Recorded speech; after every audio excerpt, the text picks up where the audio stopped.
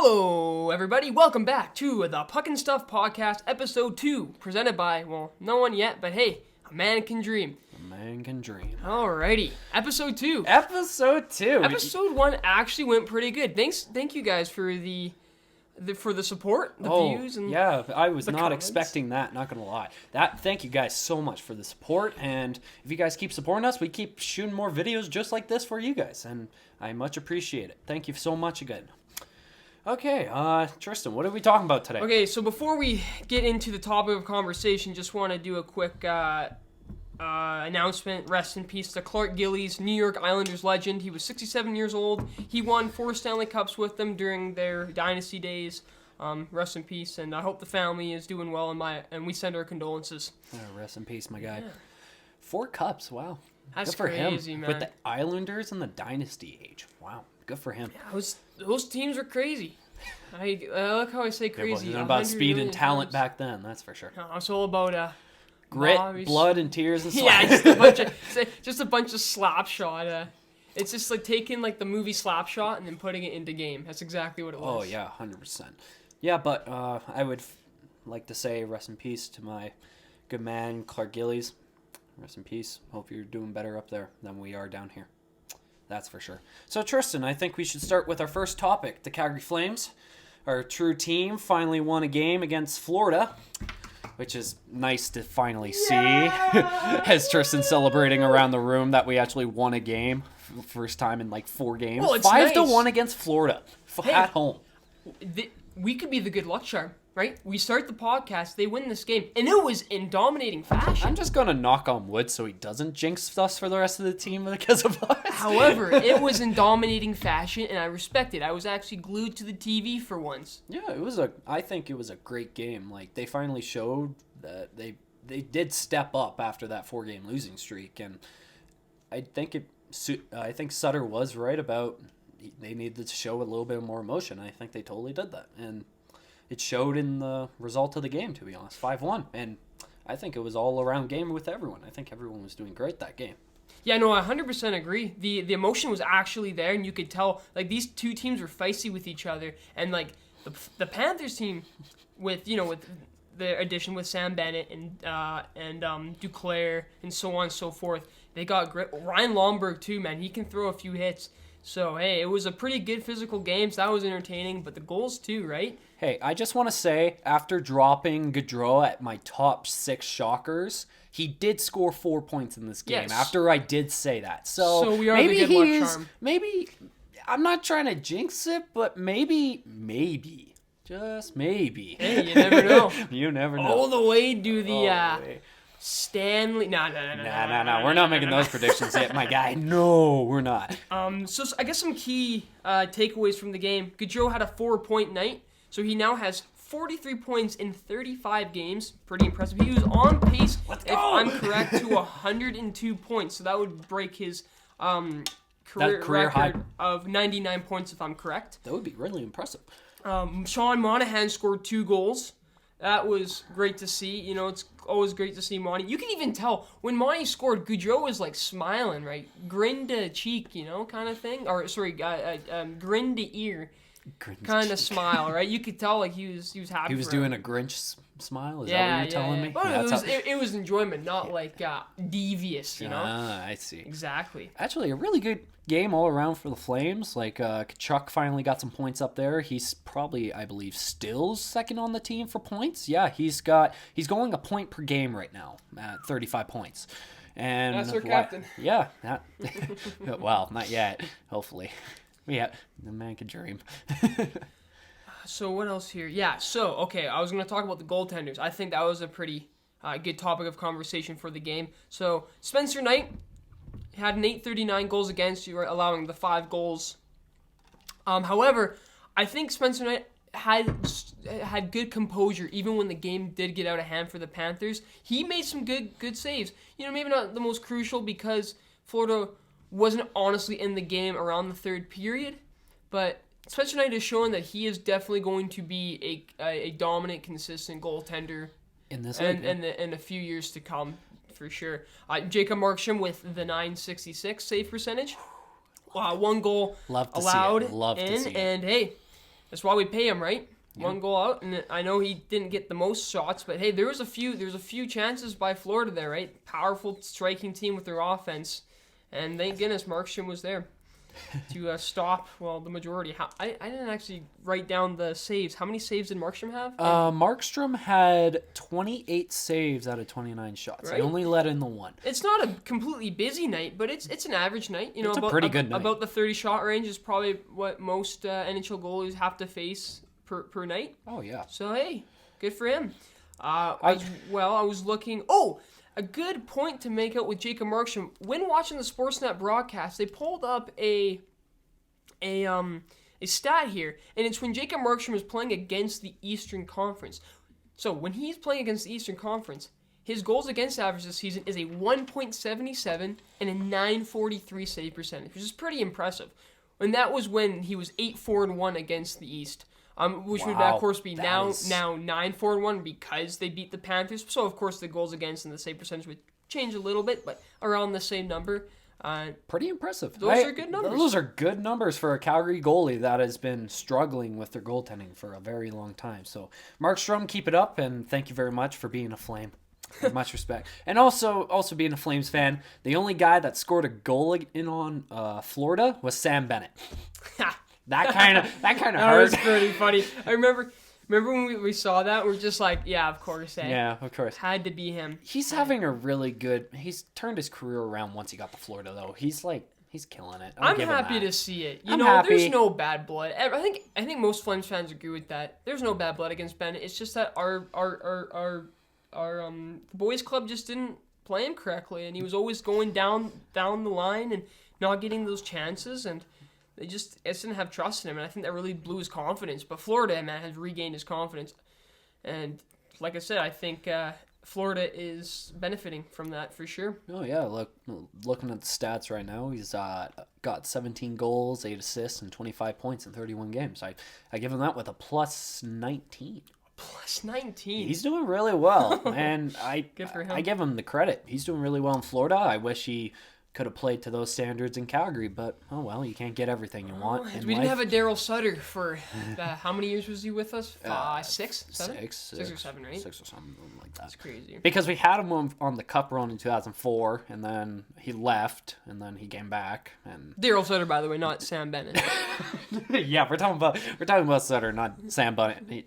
He's from 2014. Anyways, time on ice as well. Before I just interrupt you there, but I just want to talk about the top time on ice there. So defensemen, which defensemen usually get the most time on ice, just because the defensemen there's less defensemen than forwards on the ice, and plus they have definitely a more important job in this sense of taking that puck away from the net.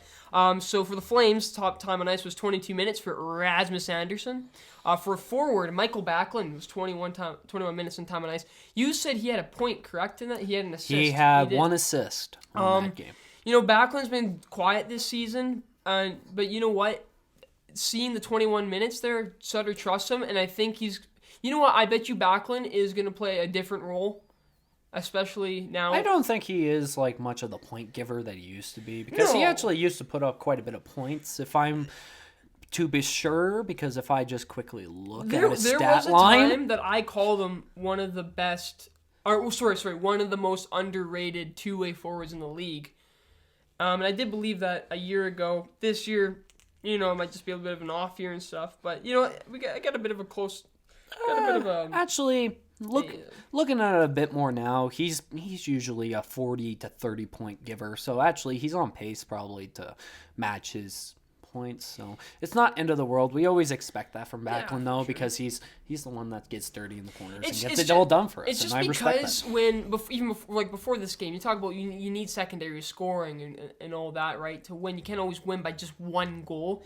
And then conversations like Michael Backlund come up, right? Because it's someone who's been on the team for a while, and you would think that they actually could produce some more points and something like that. I think that's why Blake Coleman has a bit of that stigma.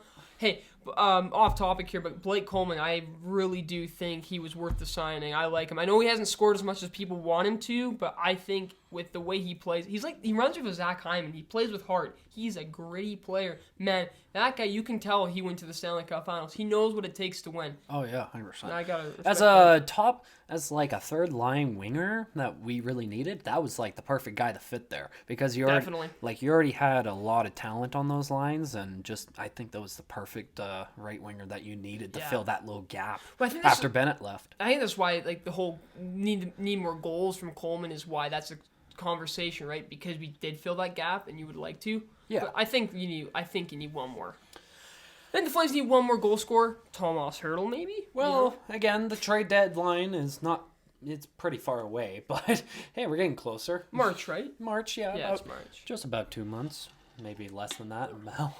But you get what I mean. That'd be good. So for time on ice for the Panthers, Aaron Ekblad was 22 minutes. No surprise there.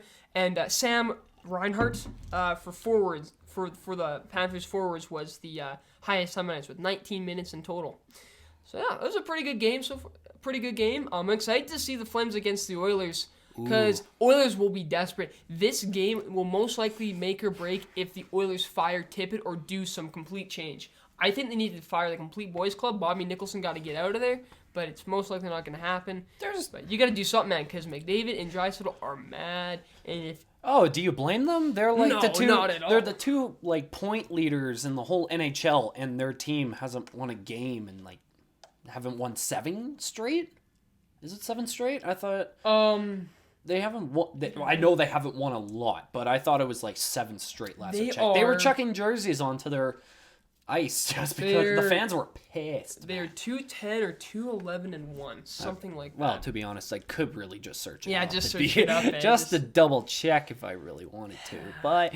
So that'll be a good game. I'm excited to see that. I think watching that, right? I think the Flames, what they'll need to do is, well, of course, you got to shut down the McDavid line, and don't get on the penalty. Don't go to the box a bunch of times because Edmonton does have a lethal power play. We know this. Flames got a good power play too, but of course, when you have a power play with, McDavid and Draisaitl kind of driving that there, and then you have Hopkins as well, who.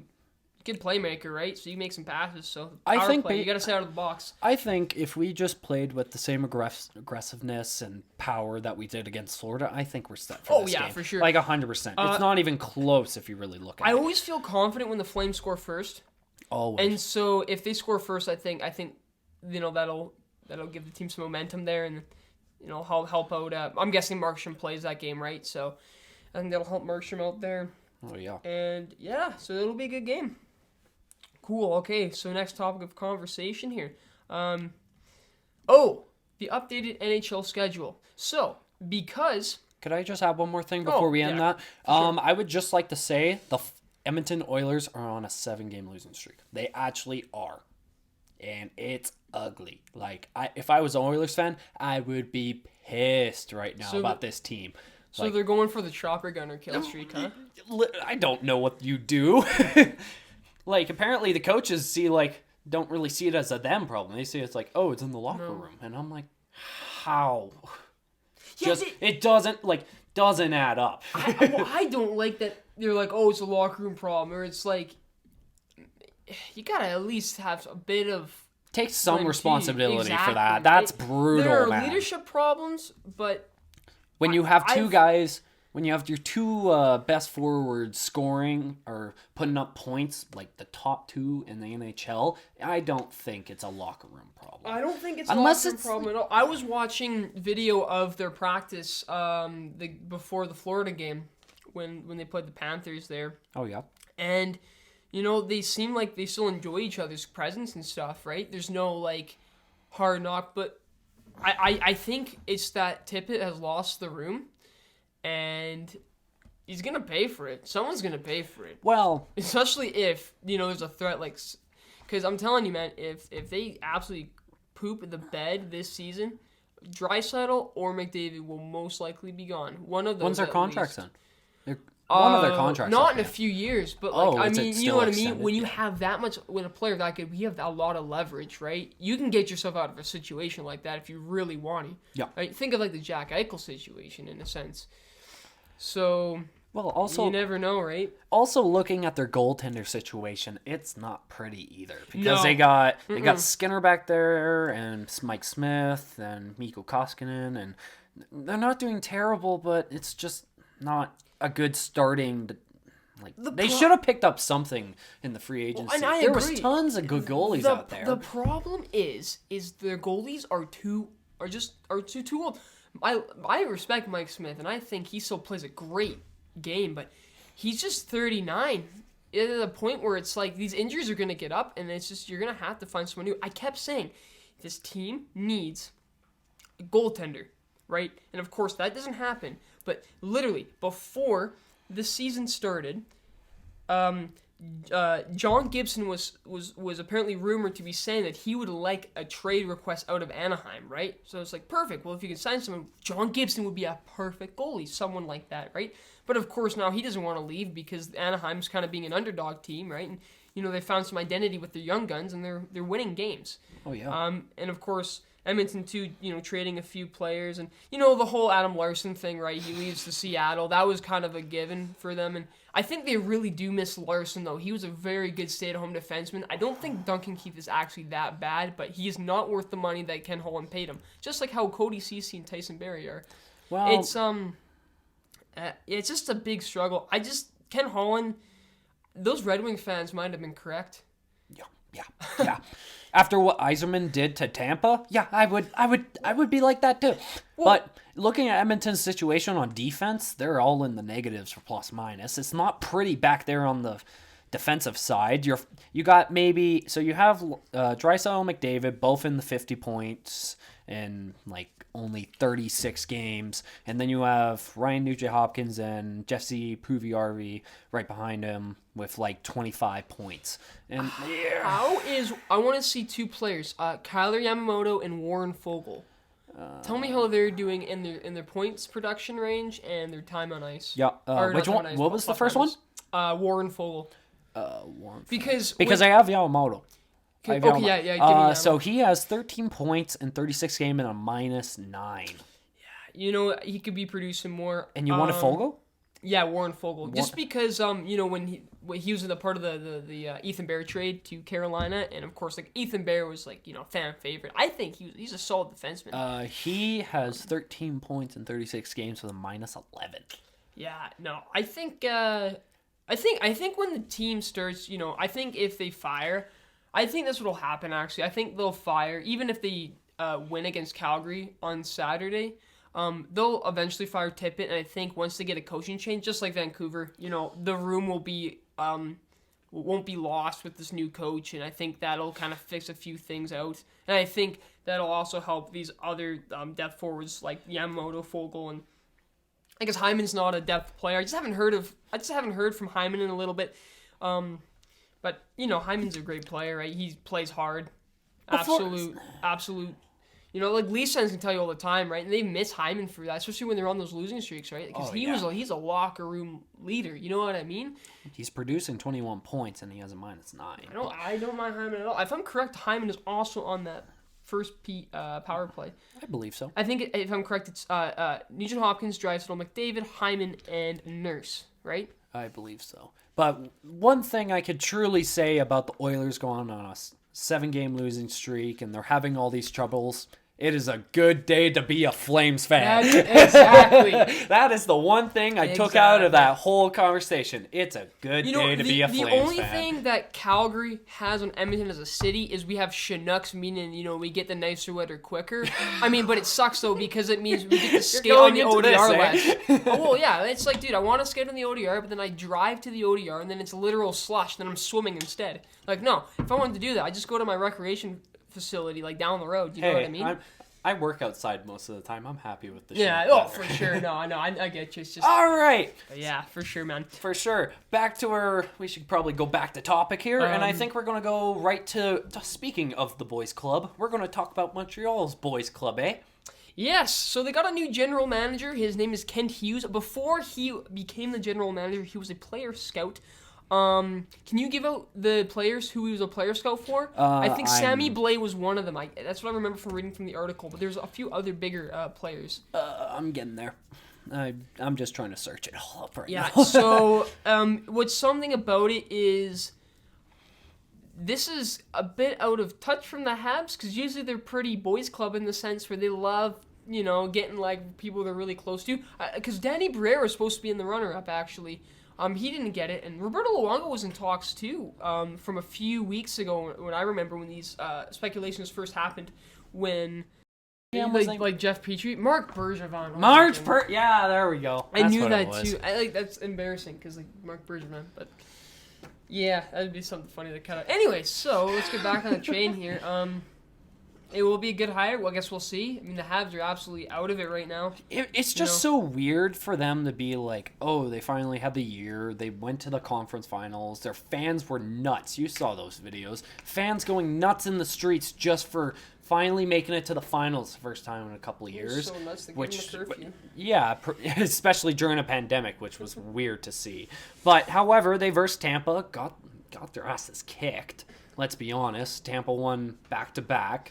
And now you're somehow tanking for the first overall pick. The thing is, was just with how the playoff schedule was all bounded and stuff, Habs has overachieved 100%. It was an impressive win against the Knights, though. That was really impressive. Oh, that was impressive. I was happy. But, Tampa Bay was just too skilled. And the thing is, the Habs are missing their leader. They're missing Weber, and they're missing their other leader, Carey Price. And yeah, I mean, that's so begs the question, right? No. Is Carey Price even going to come back? I think he might retire. I don't think he will. I think he'll come back. But what is he 32, 33? 33, but it's just a lot of mental stuff. That's why he took stepped away from the game, was just a lot of mental health things. Which, you know what, that is true. I respect that as someone, to like be able to because that's tough. Like being able to like really be honest with yourself and be like, yo, I need to take a break from things and just be around things that is most important with me, that. right? With his family and all that, and so probably after that finals loss as well. Oh, I mean, I don't think it helps either. No. We talk about Edmonton. Their media is awful. Habs media too. Habs, Leafs, Edmonton, Vancouver media. These four are just awful. How's Calgary media? You know what? Yeah, I thought they were. Besides Eric Francis, I don't care. I really don't care. Because you know what? They seem to do the job fine. I like listening to the morning stuff. What Sportsnet got on and all that, but.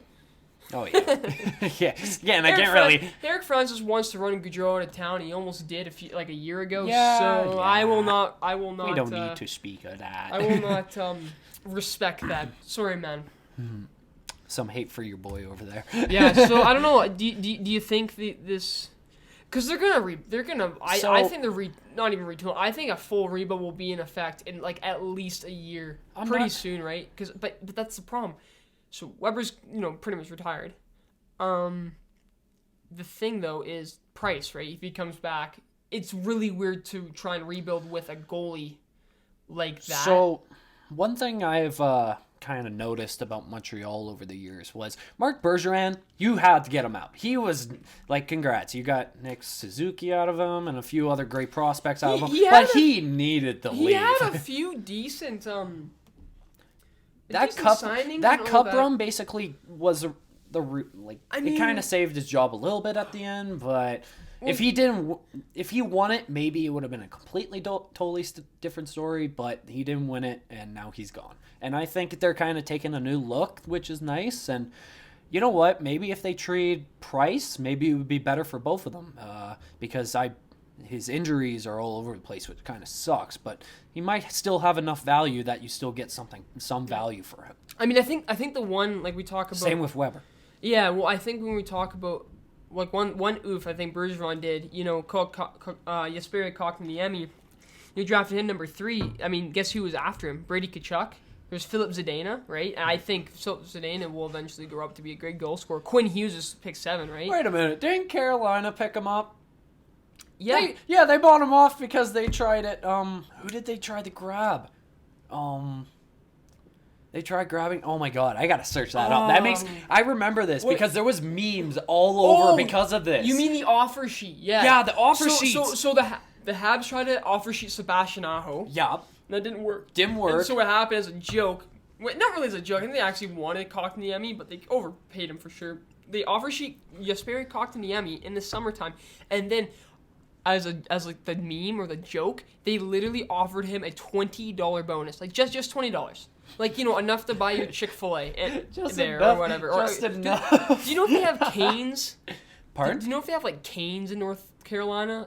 I don't even know. I don't even know what Hurricanes. There you go. There we go. There's the joke. Ha ha ha. Got you. I say we go to the States right now and get some Sonic. Let's go to Florida and deal with the real hurricanes. How about that? All right. So, Tristan, you done talking about the Habs? Because I'm ready to talk about some World Junior hockey. Yeah, okay, for sure. I was gonna say updated NHL schedule, but we can add that later. Oh, we could, if you want, we could do that right now. I think okay, let's do it. All right, let's do it right now. I just want to do it at the top, just because I think that's like a news story more. It's up there right now, right? I kind of forgot that you wanted to talk about that after the Flames, but no, so pretty much. The reason why is just because it relates to the Flames, right? 100%. So Continue. Because the NHL did not go to the Olympics. And a lot of especially the Canadian teams postponed a lot of games. I think Calgary's postponed 10, and if I'm correct, Edmonton and Vancouver combined for 10 or 11. Anyways, so there's an updated schedule, and so a lot of them are played in February. Now, the problem with this is for the teams is, well, they don't get a lot of break time anymore. The amount of one game on, one day off, and then a game the next day after that is bad. There was a stat I saw. Looks fun. It looks fun, that's for sure. Some Lots of the of teams, hockey. was it 48? Was it 28 games in like 44 days or something like that? Just some crazy. It's literally one day on, one day off. Yeah. Which is like, That's like that's playoff hockey. Well, that's why athletes are crazy, man. Like getting just pushing your body like that, like you're gonna be tired out. You better hope that that's when you want exactly with the playoff thing, right? Playoff hockey, that's when you want depth, right? Because then it's like when you tire out, you get a few players injured and stuff. I think the Flames have the right depth to do it. Maybe if you call some AHL prospects up that could maybe prove themselves and give some guys some breaks every now and then, that would be great. Well, with how Stockton is doing in the AHL right now, I'm. Yeah, for sure. Like you got Ruzicka on the Their taxi confidence squad. is probably so high right now. Why not try bringing them up and see what they can do? Too, and you probably, to be honest, they'll probably be your smartest decision coming April when your team's about to make playoff. Well, hopefully make playoffs. You know who would be nice to see actually wear a Flame sweater like even before the end of the season would be Jacob Peltier, just because of how well he's doing in Stockton right now. Oh yeah, 100%. Top leader right now and stuff, and it's impressive, right? It's Stockton's team is, if you don't know, by the way, the Stockton Heat is the Calgary Flames AHL affiliate. It's their farm team, and they're like absolutely ripping it up right now in their division.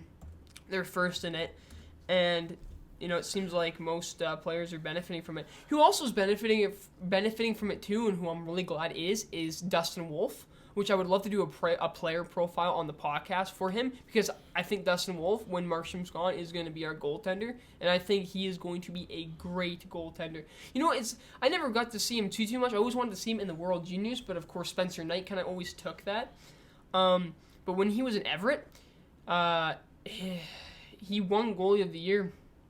Yeah, with the Everett Silvertips, and he had some crazy save percentage. Like it was like a 960 through like eight Do you 60 games. You want to hear Dustin Wolf's stats for the year so far? For sure. So he's played 21 games. He has won 16 games, lost 2, and 2 in OT. He has a 93.1% save percentage. Wait, a 993? Or a 93.1 percentage. A 931. Sorry, I messed that up. Okay, that makes sense.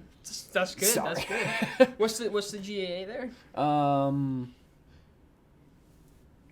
So that's seriously weirdly enough not showing me for some reason. That's kind of disappointing. Wait, sorry, it is. Sorry, I lied. He has a goals against average of 2.07. So he's 2 goals a game. 2 goals a game. Not bad. That is very impressive for a prospect goalie. It's nice to see that our development works. Our scouts are good. Hey. Not so much. That's why I don't like talking sometimes on this podcast. I feel like I'm going to jinx the Flames every time I talk about them. And honestly. One player I would love that they bring back up eventually is Valimaki. I kind of think they... Yeah, 100%. When he was first in the NHL, he wasn't obviously stunning or anything, but he was still that good third lineman defenseman that you kind of still young grit player. And it kind of sucked they sent him down, but maybe if they send him out and give him that confidence boost and He'll probably bring him back up, and maybe he'll show him even more. Who knows? I still think he'll make it, and he'll become like a consistent defenseman, and like actually will make the roster for the Flames eventually. Oh yeah. It's just I think he was losing a lot of his confidence because he was being put on the last defense pairing. I mean, sometimes being even the seventh defenseman per se.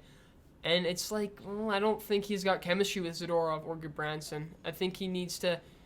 Maybe it'd even be nice to try one game, put him with Hanifin, Ooh, right? That would be fun. Or Anderson, just because I think there might be better, more possibility for chemistry there, and I think that would kind of help him. But you know what? Luckily, we don't have to worry about that too much and complain, because I think the main complaint that we really have with this team is that our GM doesn't give us scoring depth. Or overpays. He's gotten better. Over the years, I admit he has gotten better. I'll give him that. But, however, I think we're going to move on from the Flames from this episode, and I think we'll start talking about... I completely forgot to ask, too. We should announce what the February schedule is, just to kind of give them an example of how messed their schedule is going to be now for the rest of the season. Oh, yeah, we probably should, I guess. Yeah, go to the February one, because, of course, all those games are put into the slot where they would have had the break for the Olympics. So you want me to start on the 1st of February? Just do in February. Just see how many games are on, games are off kind of thing. Days on, days off. Days off. Okay, so they start... Oh, wow. So they start February with February 1st and 2nd against Dallas and Arizona away. And then they get 6 days off. And then it's Vegas on the 9th and Toronto at home next 2 days. So the 9th and the 10th. Then they get 1 day off. And then they verse the Islanders at home. Then another 2 days off. Versus Columbus and Anaheim at home. And then get 2 more days off. Get Seattle on the 19th, a day off, Winnipeg. Wow, most of these games are at home, so at least there's that benefit. So that's nice. That'll be a bit of a boost. Yep. And then 2 more days off. Then on the 24th, they have to go to Vancouver. And then they end the month on the 26th against Minnesota at home. So can you count how many games that is? So that is 2, 4, 6, 8, 10, 11 games in 1 month. It's not 11 out of 28. That's pretty tiring, though. Well, what can you do? Those postponements just killed everything. Right. Well, because half of 28 is 14, right? Yeah. So it's like 11 games. It's a lot of one night on, one night on, one night off. March is not any prettier. March. Oh my God. Wait, they're playing until April 29th? Yeah, because they have to extend it, right? Oh my God, these boys are going to be exhausted for playoffs. Oh, well, it just means they'll start it later, right? So it'll be in May, which is nice. That is the true problem with this postponement. We're so far behind in games, but honestly, us making playoffs is could be anywhere because of how many games we're behind. Yeah, I think fatigue factor for majority of Canadian teams, I think, personally, we talk about Vancouver, right? Their coaching change, they're playing more consistent with Boudreau.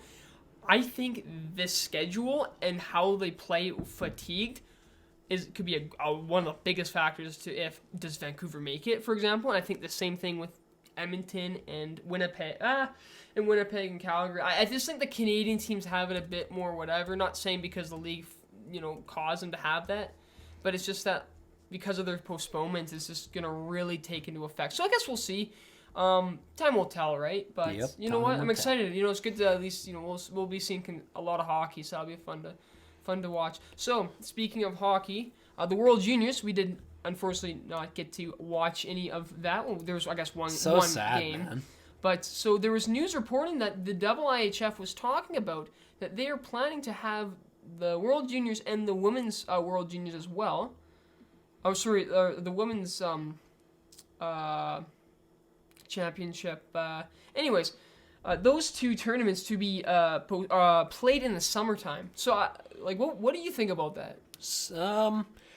It still gives a lot of those young players the chance to still play in the World Juniors and show kind of the world what they're made of, and I still think they should have been playing during the New Year's, but obviously COVID had other problems or other plans more like. But it's still good that they're trying to still give them a chance to actually show themselves and actually play, because it's still fun to watch even in the winter or in the summer. My bad. It is still my most favorite hockey to watch besides Stanley Cup playoffs. I love the World Juniors so much. Like, it's just always enjoyable, right? And it's always nice seeing all the top prospects play. Yeah. And so I hope they get to play in the summer. Plus, as well, it's like what really sucks is these people, the athletes that are like in the World Juniors and all that, they've been kind of screwed in a few ways in the sense of like performance wise, because with COVID going on, they haven't been able to play a lot of meaningful games, right? So you lose the World Juniors, and then of course with the CHL, they had a lot of their postponements, so a lot of those junior players weren't playing. So really, new draftees around this year and the next year's coming years, they're really the only people getting those chances of getting that development is the people playing college, so NCAA, and then people in like Sweden and Russia and all that. So it's like it affects like the Canadian market. If you're a Canadian player right now, you're getting affected hard, and it's even worse in the NHL as well. Because if you look at it at NHL's point of view, with all these postponements as well, next free agency, who really wants to play for a Canadian team where all these restrictions are still so hard when I can go play in America and no one's really bothered? There's definitely a lot. There's that big difference between the borders, and it's like insane of how much it is, and it's going to be impossible for some Canadian teams to get those players that they want because of this. Do you believe, I personally believe this, but do you believe, because a lot of the people speculate the reason why that a lot of players don't actually want to play in the Canadian markets is because, well, the money thing, for example, right? You get paid in American dollars. Of course, it costs more to live here, and the taxes are a bit higher and stuff. Do you think, like, that has a lot? Because I honestly does that have an effect on basically if you guys want to play here or not? For sure. 100%. That and the weather, because I think 120%. Because think of it, you could be literally in Florida right now, right? When you look at like how Tampa's been winning cups and like how Florida is finally out there, and all these like teams that like live in these more warmer climates, more enjoyable states and stuff. I mean, of course, some places like New York State, for example, right? Like they got higher in the tax, or California has higher taxes too, right? But I wouldn't want to live out east. That's for sure. It seems like for athletes, it's just more convenient and more desirable to play in an American market, and I don't blame them. I really don't. I don't blame them either, because again, Canadian market is not doing so great right now, obviously, and housing and taxes keep going up, and restrictions are getting a lot more strict, and it makes players be like, what's the benefit here of going to a Canadian team? Because like it's paid, like barely pays much more, and it's just not fun. Like I don't get why a lot of people are seeing it like that. So. There's a whole shout out to the hockey guy here. He had a YouTube video on that, and he was kind of talking around that. And I agree with a lot of the points that he brought up with it. And it just it seems like just the American market, it's more enjoyable than the Canadian market.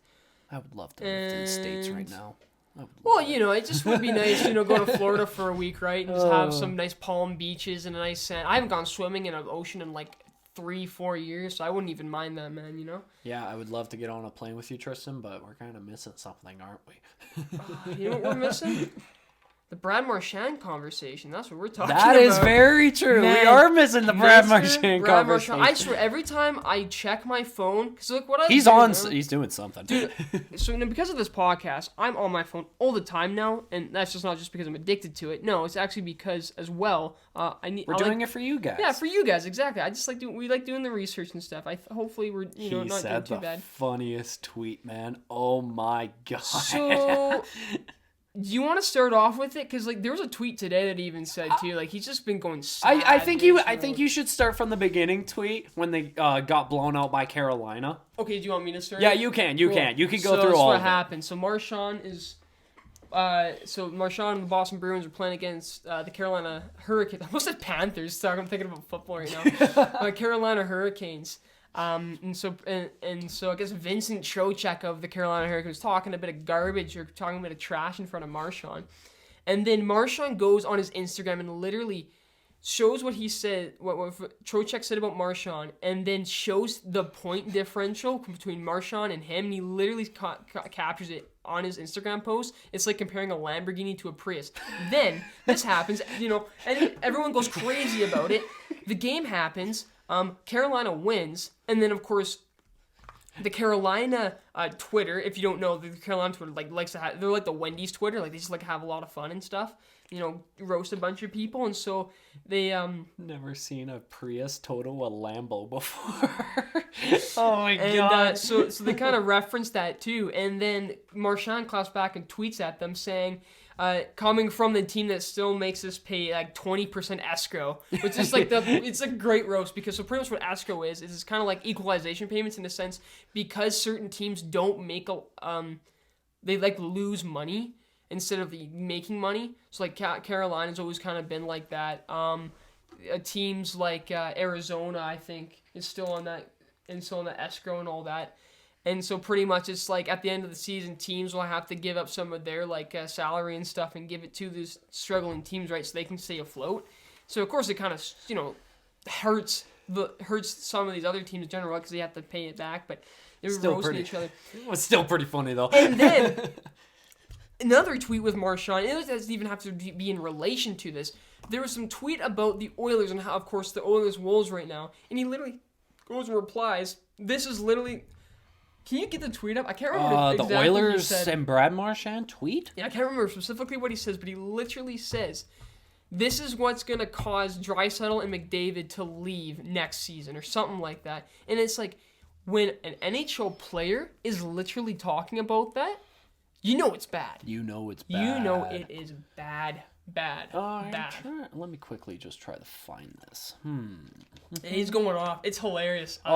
Marchand, keep being a rat. I love you for it. I love Brad Marchand. I remember him licking people. That was funny. He's done some stupid stuff, but I respect. I just. It's great to have players like him in the game. It makes it so much funnier. He's same with Ryan Reeves. Have you seen some of the stuff Ryan Reeves have done lately? He's funny. Reeves is funny. You know what else I love? Those. You ever seen those Washington pregame? With Ovi and I love that. Man, Tom Wilson too. Yeah, Tom Wilson. Just what a locker room, man. Locker room guys, love them. That's. You can tell certain teams enjoy playing hockey and some don't. You know what I mean? You can tell Washington, those players like playing hockey. I don't know, about some teams there's not so much. I don't know. It's a good day to be a Flames fan. I don't know how. So sadly, I can't find the tweet. Sadly enough, I can't find the tweet right now. But however, I can try and find it later, but we can go into another topic of conversation. Did you want to talk about the stop testing after the All-Star game? Yeah, so I guess we have two things, in relation to the All-Star team. So yeah, so stop testing. So pretty much what'll happen is the NHL had announced that after the All-Star game, which is February 3rd, they will stop testing asymptomatic players. So, of course, with this, right, they're going to stop testing they're going to test less frequently now. So hopefully this can lower the possibility of games being postponed and that would be great. And that was a big complaint by a lot of players. A lot of players were complaining. Even managements were complaining about it too. So I think that was definitely probably something. I bet you the NHLPA was probably getting a bit of flack, and they probably had to say something for the players. And I bet you that's kind of what happened. Well, good for them finally getting rid of those postpones and stop testing for a bit because it's getting to that stage. It's getting to that stage where it's okay, enough is enough. We need to keep playing these games, and good for them to finally say that. And speaking of the All-Star game, do you want to jump right into the last men? Yeah, last man standing. So for the NHL All-Star game, they usually take last few players that are still getting voted for, and so far it is Nazem Kadri, which was on our top 6 shocking, Steven Stamkos, which was also on that list, Torrey Terry from Anaheim Ducks, and Jake Gensel from the Pittsburgh Penguins. So with Jake Gensel, it was originally Mika Zibanejad was voted instead of over Jake Gensel, but Zibanejad has personal reasons for not being able to go. Fair enough. To these All-Star games, so Jake Gensel goes and replace, which I like these for. I think Marchand should be in this just because it'd be funny, and he deserves it. But hey, like I said, we were talking about Stamkos, we were talking about Kadri. Kadri 100% deserves it. Troy Terry 100% deserves it. Gensel also deserves it. Gensel is... Kachuk deserved Gensel, it more. you know what? You know what Gensel's doing? He has proven that he does not need Sidney Crosby to produce points. Or Malcolm. You know, and it's great because my fantasy team is thanking him for it. It's great. You and fantasy. I know, man. Yeah, Steven Stamkos. Yeah, he's been producing a lot. That's been great. Yeah, Troy Terry, right, he's having a great season. And so yeah, and I'm benefiting from it. Like I said, they're young guns, man. They're beginning to get an identity, which is weird because I didn't think Dallas Eakins would have it ever coach a team that would actually kind of rebound. Yeah. To be honest. Anaheim has rebound after that kind of like weird 2 seasons. And it wasn't a rebuild. It wasn't a rebuild. It was just kind of a weird point. Weird retool. Weird retool. And yeah, good for them finally bouncing back, and they're back up in the standings in the Pacific. Good for them. Like, no complaints on last man. Personally, I wish Kachuk was up there because I am a Kachuk fan. I think we just want to see Kachuk just rub or they just bug everyone. Yeah, bug everyone. That would be great. Or whatever. And yeah, it's I no complaints my side. But you know what? You know what? I gotta say this. What's this? So for everyone listening on the podcast right now, so eventually we're gonna get video and start recording our faces and all that, right? That's what we want to kind of do and evolve the podcast as we go. So of course we have with that like we want a background to relate to our podcast and theme. So we have jerseys around and jerseys stuff, right? That you see on our banner on our channel. Yeah, jerseys everywhere, which is great. But I'm gonna say this. So I was at the mall today, and you really realize it's like jerseys are expensive. The new ones, they're expensive. Authentics, like even Fanatics, are $150 no names. Authentics are $200 no names, and then with name is $250. Seriously? I think for me, right, I need to get the authentic jersey just because that's how, like, for me as like someone who like likes to collect jerseys would prefer that. But it's like, you know, doing the math, right? So you do $200, right? So say you just get the no names, $200 times how many teams in the league? 31. Sorry, no, 32. 33! No, it's not 33. It's 32. Way. No You're right, way. it is Okay. 32. I completely... I thought it was 30. Oh, I thought Seattle was 33. Because no, 32. Oh, no, they are 32. My bad. Wow. That's how you know we, like, are so ingrained into the before Vegas era, right? Like, that's what we grew up with. Does that mean... Is this the signs of us entering our 20s? Holy cow, that's a lot. So... Pretty much, you just for non-authentics. So, if you're to spend on, if you're trying to get every team's like just to get the home team jersey, for every team and with no name, like the authentic, you'd be paying $6,400. So yeah, I mean, is it a good investment? You know, you can't really. It's not the best asset. It's probably more of a liability. But you know what? We like jerseys. So you know what? Hey, if you got this far into the podcast, if you have any recommendations of jerseys you'd ever like to see when we start actually recording with video, leave it down in the comments because hey, I mean, it's not going to be an Oilers jersey. Stop it right now. I'm not putting an Oilers jersey. I'm sorry. But you literally wanted me to get my Taylor Hall Oilers jersey. I wanted to get one for just the room, not to actually put in video. If it's a Gretzky one, okay, I'll let it slide. Like I said, we'll switch every episode. I think we got a few, right? Like we got like a Blackhawks, a Bruins, some Team Canada. We got some classic ones up there, and Hitmen, Kings, Flames, Avs, Flyers, Habs, the 2010 Olympic Team Canada, Sidney Crosby jersey, a few of those, and then like at my house, right, so I'd bring a few too, right? But I got like 2 Lightning jerseys. I got a Stamkos one. I got a Rangers jersey. I got a Canucks jersey. I got the Robo Penguin Pittsburgh jersey. I love that thing so much. That was the first jersey I ever got for Christmas. That was pretty cool. Yeah, so we basically, if you have any jerseys that you would like us to hang on our walls when we go into visual here, drop it in the comments. We would love to see what kind of jerseys you give us ideas for. And Tristan, I think that is, that's everything we got to go on. What are we at for time? Right now? Yeah. Well, we're at like we're almost at 1,500. Okay, yeah, so it's been an hour, yeah, for sure. I think it's time to go. Perfect. Well, everyone, thank you so much for listening. We appreciate it a lot. I hope everyone has a good rest of your day, week, night, whenever you are watching this.